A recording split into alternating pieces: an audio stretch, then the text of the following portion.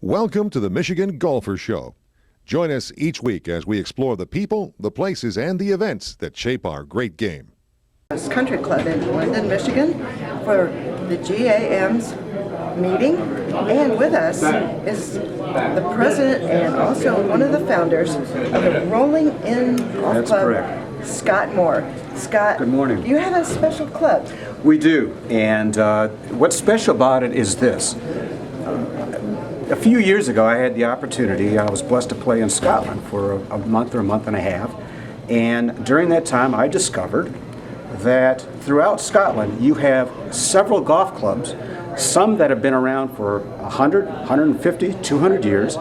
They don't own a golf course. But they are still a private club. So I began to think about that when I came back, and I was at a Dick O'Dow's in Birmingham, where I was mayor at the time, and we started talking about golf and leagues and the importance of leagues to the economy of golf in Michigan. Very important, but we said, you know, we want to be part of a golf club that plays it down. It isn't beer ball.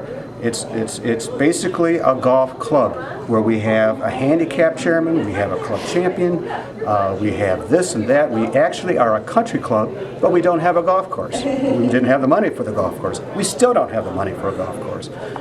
So we began to look into it, and we discovered that GAM, Golf Association of Michigan, has a very different category called Class C. I think they call it Country Club Without Real Estate, which is an oxymoron, but it works. Well, we signed up and they accepted us. Every member of we started out with 6 individuals. We are now at 70 in our 9th year.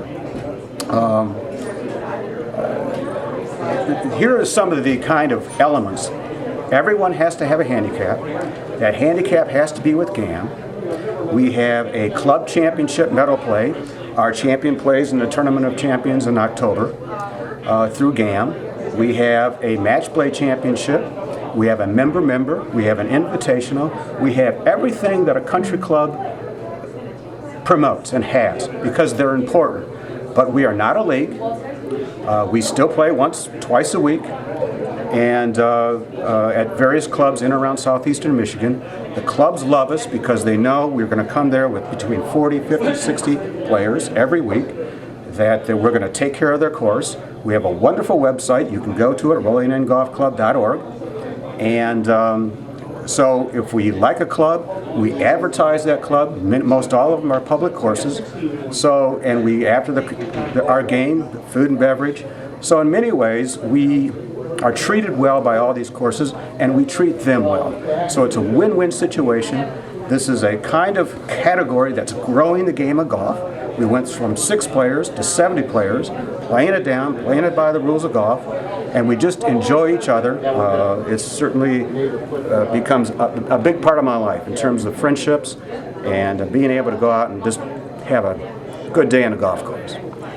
So the looming question in my mind is there must be a special officer whose job it is to figure out which course you're going to play next and for which tournament, and how does that work? Well, we have a board. We have a board of directors, and I've been, as you mentioned, I'm one of the founders and president. I've been president since the beginning. But we also have a handicap chairman. We have a rules committee. We have a competition committee. We have a few folks, an event committee that puts together the golf courses and our schedule for the year, and the pairings and so forth. So it's not just a board, which we have, but we also have committees, much like a country club, that are, we have a rules committee. And every course is different, so we have local rules for every, and so forth. And so it's real golf, and it really does. Deciding which courses you're going to play, do you have a rotating group that are pretty much the same, or do you try to do new ones all the time? Yes, we have a core group of golf courses. For instance, where we have our member every year. We have our invitational. We have a year-end 27-hole event, and those courses are pretty well set because the economics and so forth going back and forth, and they know us and that kind of thing. But every year we try to incorporate at least 2 or 3 new courses. And our boundary is really all of southeastern Michigan, say from Washington all the way up this way, up we're in Fenton, Michigan today. And for instance, this year we're adding the old Washington Country Club, and which has gone public. It's a wonderful just a wonderful track, and we called them up. They went to our website. They said, we can't wait, and we're scheduled to be there, I think, in August. So it's going to be a lot of fun. Well, it's exciting to hear that, particularly because they're our neighbors. I know they are. I know they are.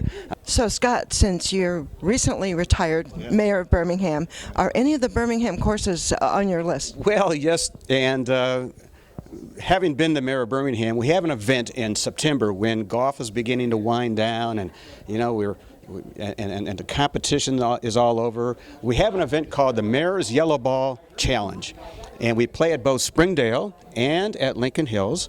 It's a one-day event, 9 holes in the morning, 9 holes in the afternoon, a beautiful luncheon in between, and then a cookout afterwards. And it's a yellow ball event. Everybody knows how a yellow ball events work. And it's just a lot of fun. So yes, we do. Certainly, if I'm going to be president of Royal Indian Golf Club, and they're going to end up in Birmingham at some point. So, and it truly is an enjoyable day. Jackie, who's our head of golf operations there, she just does a wonderful job, and in putting the courses together.